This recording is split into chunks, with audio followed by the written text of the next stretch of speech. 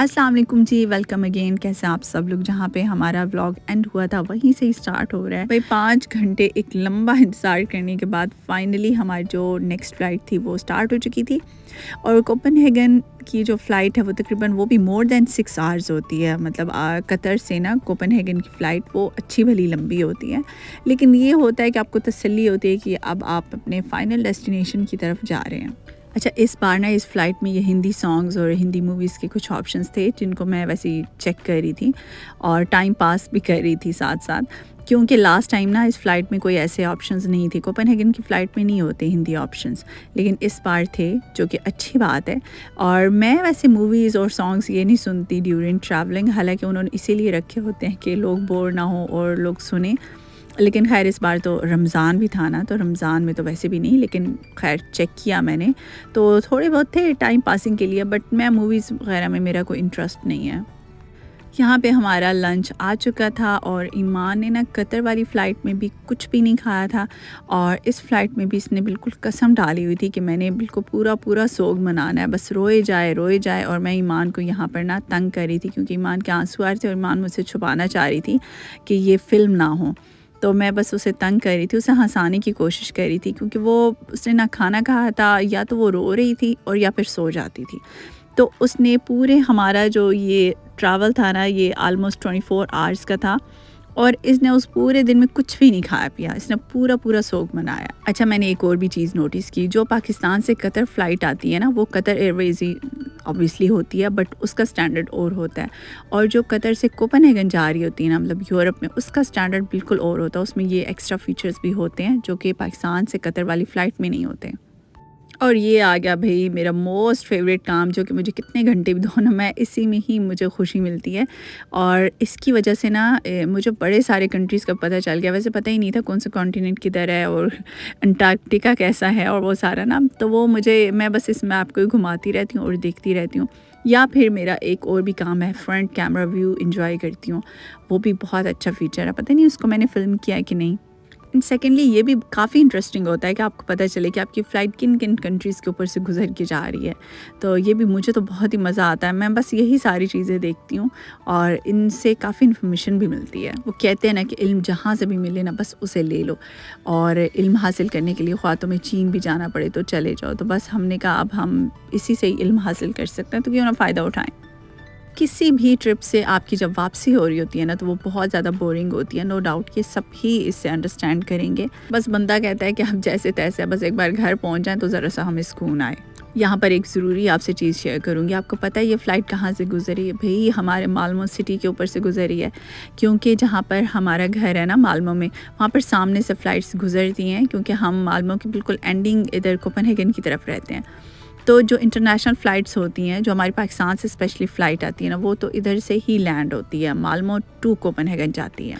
अच्छा, दिल इतना दुखी होने के बावजूद भी ना ये नाइट व्यू बहुत अच्छा लग रहा था। वैसे था ही बहुत ज़्यादा खूबसूरत।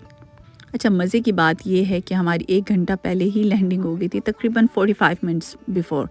और जैसे ही हमने इमिग्रेशन क्लियर की और साथ ही हमने देखा भाई सिर्फ हमारा लगेज ही घूम रहा था अकेला बेचारा तनहा। और आपको पता है जैसे ही ईमान अपने बाबा से मिली, तो ईमान के जो सारे दिल के दुख थे ना, वो आंसुओं से बह रहे थे और वो बहुत ज़्यादा दुखी थे। हालांकि इसके बाबा ने हमारा बहुत प्यारा सा वेलकम किया था, लेकिन उसके बावजूद ईमान का दुख जो है ना, वो थमने का नाम नहीं लेता था। सो मैं अपने हस्बैंड का भी थैंक यू अदा करती हूँ, लेकिन कोई फ़ायदा खैर नहीं है, क्योंकि वो तो व्लॉग्स बिल्कुल भी नहीं देखते। लेकिन चलें भी, हम में भी तो कोई आखिर इखलाकियात नाम की कोई चीज़ है। और यहाँ पर ना एक मुहावरा बहुत अच्छे से एडजस्ट होता है कि लौट के बुद्धू घर को आए। तो बस यहाँ पर हमें रात के 12 बज चुके थे तकरीबन घर पहुँचते।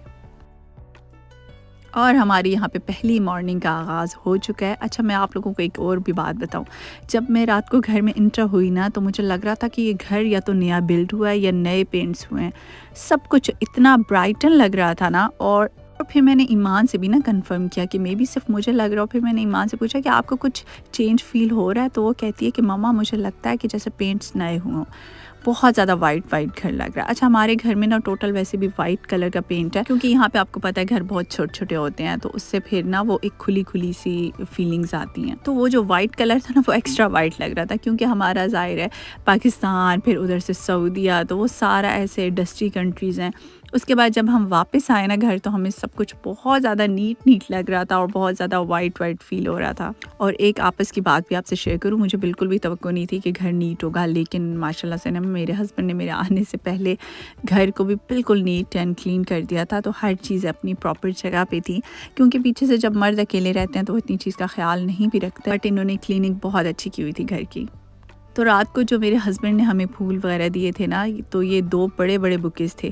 تو ایک جو میرے پاس واز تھا نا, یہ بہت بڑا ہے, اس میں ایک بکے تو پورا نہیں آتا, اس لیے میں نے 1.5 اس میں ایڈجسٹ کر دیا تھا اور ہاف جو ہے نا وہ چھوٹے والے میں رکھ دیا تھا. اور ان کو میں نے سب کو نا مکس اپ کر دیا تھا تاکہ دونوں ایک جیسے لگے اور ملٹی کلر بھی ہو جائے نا. تو بس پھر ایک میں نے روم میں رکھ دیا اور ایک میں نے کچن ٹیبل پہ رکھ دیا. آپ یہاں پر جیسے ہی واپس آتے ہیں نا, آپ کو اپنی روٹین میں آنا پڑتا ہے. اور نیکسٹ ڈے ہی میری ایک ایمان کی ٹیچر کے ساتھ پیرنٹ میٹنگ تھی اور وہاں پر میں آئی ہوئی تھی, لیکن وہ میٹنگ اس وجہ سے کینسل ہو گئی کیونکہ ایمان کی ایک 2nd کلاس چل رہی تھی. اور یہاں پر جب تک بچہ خود میٹنگ میں نہ ہو تو پیرنٹ میٹنگ نہیں کرتے ہیں, تو اس وجہ سے پھر میٹنگ بھی کینسل ہو گئی. لیکن خیر پھر ایمان کو چیئر اپ کرنے کے لیے اس کا فیوریٹ پیزا لے آئی. اچھا, ابھی یہاں پر میں بیگ کھول رہی ہوں کیونکہ نا میری جو نیبر تھی, جو کہ اکثر ویڈیوز میں ذکر کرتی رہتی ہوں, جو کہ 80 ایئرز اولڈ ہیں اور ماشاء اللہ سے کافی زیادہ ایکٹیو ہیں, تو وہ بہت پیار سے میرے ساتھ بات کرتی ہیں, میں ان کے ساتھ بہت زیادہ پیار کرتی ہوں. تو ہم لوگ سیم فلور پہ ہی رہتے ہیں.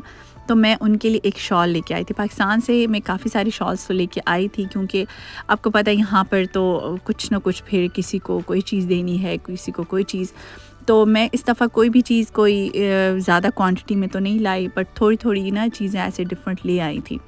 تو ایک میں نے سوچا کہ میں انہیں شال دے دیتی ہوں, تھوڑی سی میں اپنی جو مونگ پھلی, جو میں دیسی مونگ پھلی لائی ہوں اپنے گاؤں کی, وہ بھی میں نے ان کے لیے تھوڑی سی لے لی اور ساتھ کھجوریں وغیرہ بھی ان کو دے دیں. اب زمزم میں ان کے لیے نہیں لے کے گئی تھی کیونکہ وہ سویڈش ہیں اینڈ آبویسلی انہیں تو اس چیز کی ویلیو نہیں ہے, اسی لیے بس میں ان کے لیے وہی چیزیں لے کر گئی تھی جو ان کے استعمال میں آ سکتی ہوں.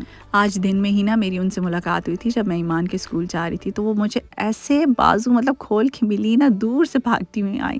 تو اتنی زیادہ خوش ہو رہی تھی, کہہ رہی تھی کہ میں تمہیں اتنا مس کیا, تم اتنی لمبی چھٹی پہ چلی گئی تھی, اتنی لمبی چھٹی پہ نہیں جانا چاہیے تھا. وہ ماشاءاللہ سے ہیں ہی بہت زیادہ سویٹ.